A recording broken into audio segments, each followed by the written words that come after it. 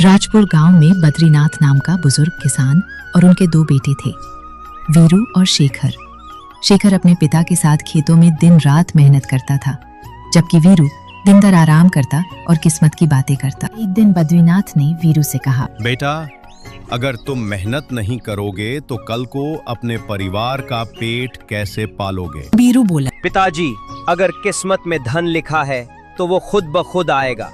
मेहनत करके भी बहुत लोग गरीब रहते हैं। एक दिन बद्रीनाथ ने वीरू से कहा, बेटा, अगर तुम मेहनत नहीं करोगे तो कल को अपने परिवार का पेट कैसे पालोगे? वीरू बोला, पिताजी, अगर किस्मत में धन लिखा है तो वो खुद ब खुद आएगा। मेहनत करके भी बहुत लोग गरीब रहते हैं। कुछ ही समय बाद गांव के मुखिया आए और अपनी बेटी कावेरी का विवाह वीरू से तय कर दिया। शादी के बाद मुखिया ने अपनी सारी संपत्ति वीरू और कावेरी के नाम कर दी और तीर्थ यात्रा पर निकल गए।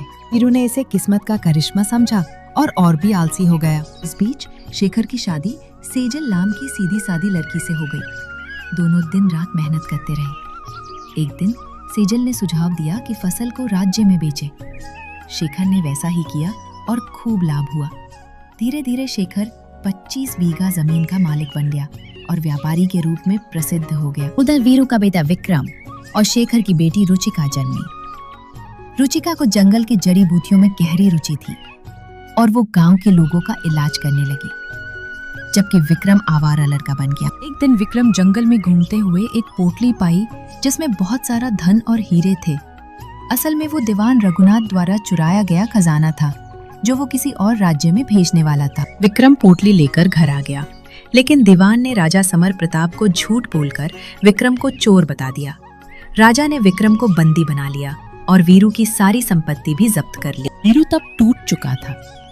वो रोते हुए शेखर के पास आया और बोला, भाई, मैं समझ गया, किस्मत पर भरोसा करके मैंने कुछ नहीं कमाया, सब गवा दिया। शेखर ने कहा, अब चिंता मत करो, मैं और रुचिका तुम्हारे बेटे को बचाने की कोशिश करेंगे। महल में उसी समय राजा की बेटी बहुत बीमार पड़ी थी और सारे वैद्य हार मान चुके थे। रुचिका ने राजा से इजाजत लेकर अपनी बनाई जड़ी बूटी दी और राजा की बेटी ठीक हो गई। राजा समर प्रताप बहुत प्रसन्न हुए।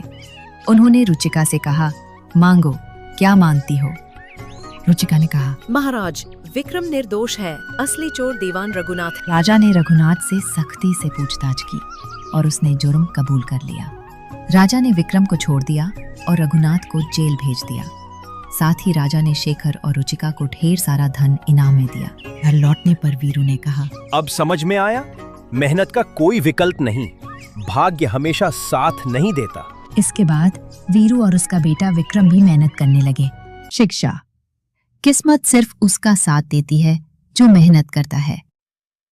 बिना मेहनत के मिला धन कभी स्थायी नहीं होता। मेहनत से मिली सफलता सबसे बड़ी होती है।